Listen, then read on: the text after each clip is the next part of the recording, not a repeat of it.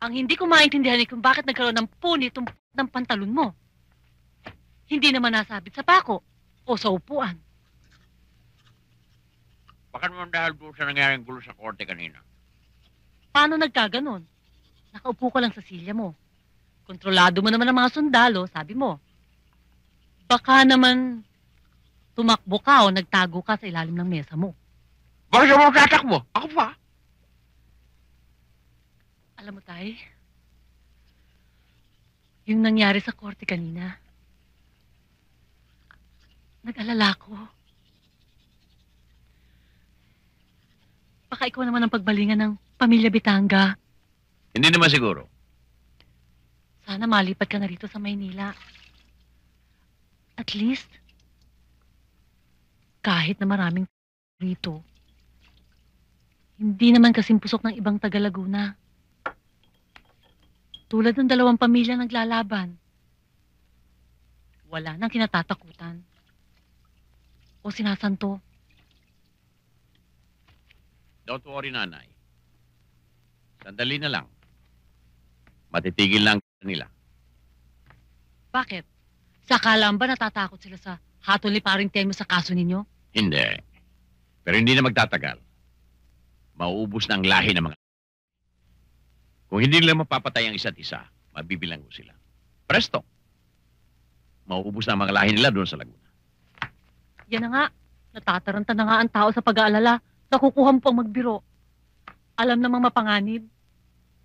Parang hindi mo kilala itong asawa mo. Oy, kabitayin niyo ito. Inaalmusal ko, panganib. Pinapahiran ko ng mantikilya. Sinasaw-saw ko sa kape, minuyak. Tay? Tay! Ang ganda nito, tayo. Parang yung kay James Bond. Uy! Naku. Huwag mong pakikialaman ito. Ronald! Saan galing yan? Sa library ho ni tatay. O saan naman galing to? Binigay ni Paring Temyo? Di ba tayo maganda? Pairam nga uli. Ronald, ang baril ay hindi laruan. Kaya huwag mong ituto kahit kanino kung hindi mo babarilin. Opo, tay.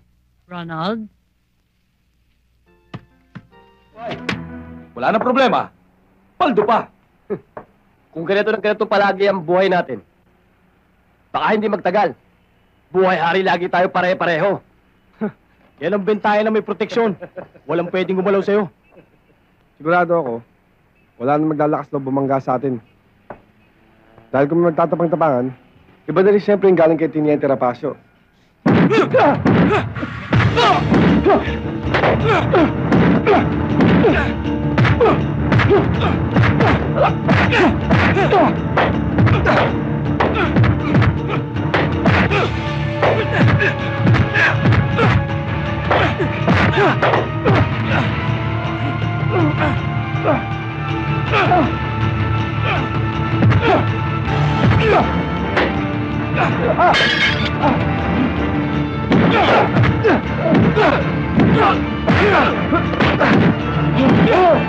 Tama na yan!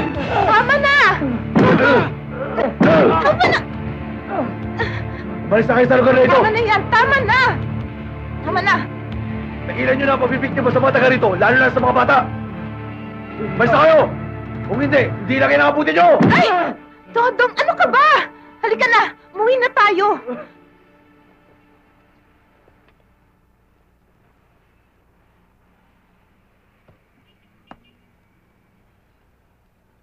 Oh, ano na naman yan? Bawal yan ah! Pag may nakakita, proteksyon ko lang naman to eh. Mahirap na, baka tresyonin ako ng mga nakalabang kong grupo. Pwede ba? Tigilan mo na yan? Oh, ito na ang baon mo. Di mo na ako papasok. Bakit? Hanapin ko si Itay. Baka kung saan napadpad yun eh. Wala namang pupuntahan yun dito sa Maynila eh. Saan mo siya hahanapin? Bahala na. Sa Luneta. O sa mga bangke-bangketa dyan. Baka kung saan sana natulog yun eh. Tsaka nga pala, pag umuwi siya rito, huwag mo nang paalisin. Oh, sige. O, sige na. Mag-iingat ka, ha? Sige.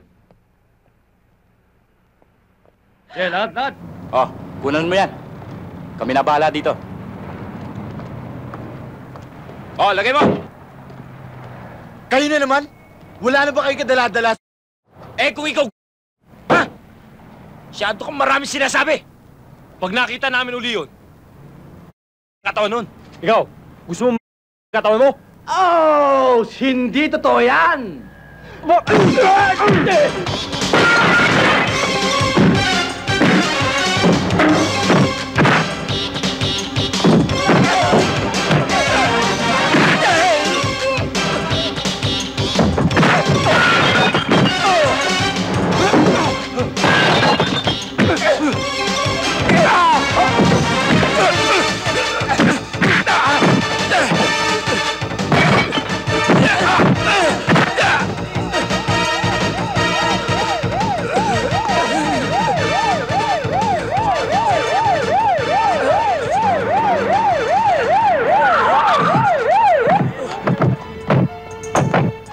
Anong kaguluhan to?